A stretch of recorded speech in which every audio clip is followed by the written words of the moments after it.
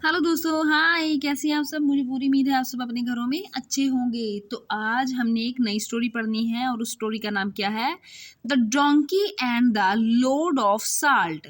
Donkey मतलब गधा and the load of salt मतलब कि और नमक का भार, मतलब कि डोंकी के साथ क्या है, नमक की थैलियां हैं जो कि बहुत भारी हैं। इसलिए इन दोनों का ही मैटर है जो इस स्टोरी में डिस्कस होगा अब। ओके, तो चलिए हम स्टार्ट करते हैं स्टोरी को। Once there was a merchant selling salt in the neighbouring towns. एक बार की बात है कि देयर वॉज अ मर्चेंट मतलब किया एक व्यापारी था। मर्चेंट का मतलब होता है व्यापारी। व्यापारी था सेलिंग साल्ट मतलब जो बेचता था साल्ट नमक।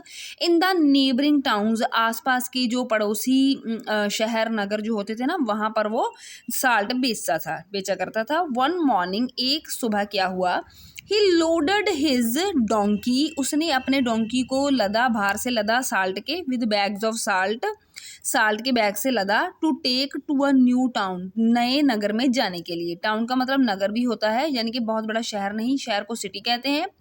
टाउन मतलब नगर जो ठीक ठाक हो। दे वॉकड टुगेदर, वो चल रहे थे एक साथ, अलोंग साइड ईच अदर, एक दूसरे के साथ वो साइड पे चल रहे थे। ठीक है, ईच अदर एक दूसरे के साथ। दे हैड ऑलमोस्ट रीच्ड, वो पहुंच ही चुके थे। When they came near a river, जबकि वो पहुंचे एक रिवर मतलब एक नदी के पास पहुंचे। नियर मतलब नज़दीक और अ रिवर मतलब नदी। ठीक है, तो नेक्स्ट, अनफॉर्चुनेटली मतलब कि बदकिस्मती से, अनफॉर्चुनेटली बदकिस्मती से, वाइल क्रॉसिंग द रिवर, जब वो रिवर क्रॉस कर रहे थे ना, द डोंकी स्लिप्ड, क्या हुआ है कि डोंकी का पैर फिसल जाता है वो, and fail fail in the river, और वो क्या नदी में गिर जाता है।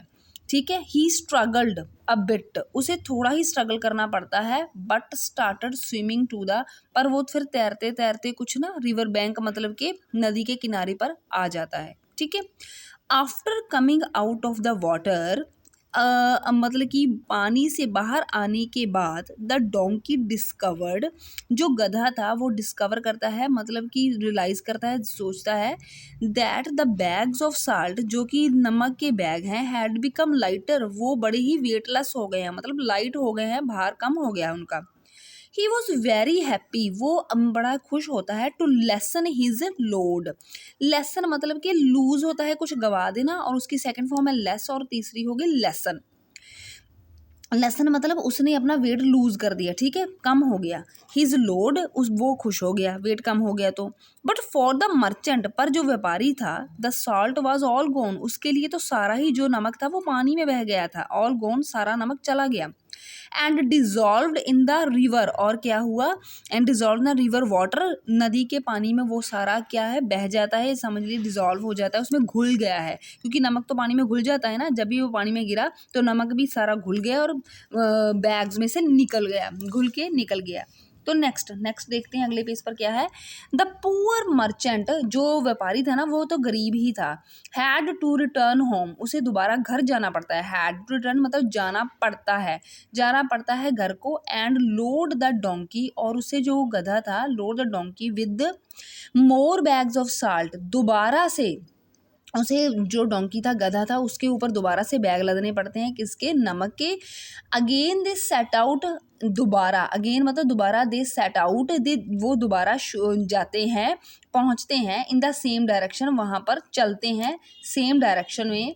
As they reach the slippery river bank, जब ही वो पहुंचते हैं, स्लिपरी मतलब कि जिसका नदी का किनारा था ना स्लिपरी था, फिसलने वाला था, जब भी वहां पर पहुंचते हैं, द डोंकी दिस टाइम, जो गधा था, दिस टाइम डेलिबरेटली मतलब चालाकी से, बड़ी ही होशियारी से कह सकते हैं, slipped and fell in the river, slip हो जाता है, फिसल जाता है, और fell in the river, river में गिर जाता है।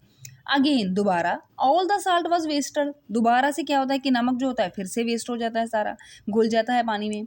This time the merchant got suspicious, इस टाइम ना जो व्यापारी था ना, गॉट सस्पिशियस मतलब शक्की नज़र से देखता है, किसको, गधे को। सस्पिशियस मतलब शक शक में हो जाना, शक्की नज़र से सोचना। ठीक है, तो उसे लगता है कि जो सस्पिशियस मतलब कि जो गधा है ना वो मतलब कि सही नहीं किया, इस बार उसने चालाकी की है कोई।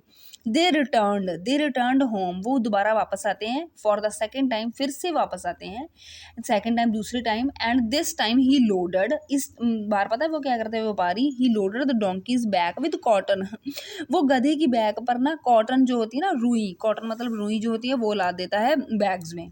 The donkey thought, the donkey वो सोचता है, माई लोड इज़ लाइट, मेरा तो पहले ही भार कम लग रहा है क्योंकि कॉटन का तो क्या ही वेट होना था, and it will get lighter, और ये और भी लाइट हो सकता है, मतलब पहले ही लाइट है और ये तो और भी लूज हो जाएगा जब मैं फिर से पानी में गिरूंगा, वो ऐसे सोचने लगा था। दिस सेट ऑफ, वो फिर से चलते हैं उसी दिशा में, and reached the river bank, फिर से रिवर बैंक का मतलब नदी के किनारे के पास पहुंचते हैं। वंस अगेन, एक बार फिर से, श्योरली एज बिफोर, फिर से वैसे ही होता है पहले जैसे, द डोंकी स्लिप्ड, वो फिर से गिर जाता है जानबूझ के, येट अगेन, दोबारा, and fell in the river, फिर से रिवर में गिर जाता है। हाउएवर, हाउएवर चाहे, हाउएवर का मतलब चाहे, इस बार, दिस टाइम, इस बार, द लोड बिकम हैवियर, इस बार क्या होता है कि जो लोड होता है ना वो ज़्यादा मतलब भारी हो जाता है, क्योंकि जब कॉटन गीली हुई तो उसमें पानी भर गया और वो फिर से हैवी हो गई। द डोंकी स्ट्रगल्ड, डोंकी को तो बहुत ज़्यादा मेहनत लगती है बाहर निकलने में, एंड फेल्ट मिसरेबल, मिसरेबल मतलब कि बड़ा दुख महसूस करता है कि मेरा बहुत ही ज़्यादा ज़ोर लग रहा है बाहर निकलने के लिए।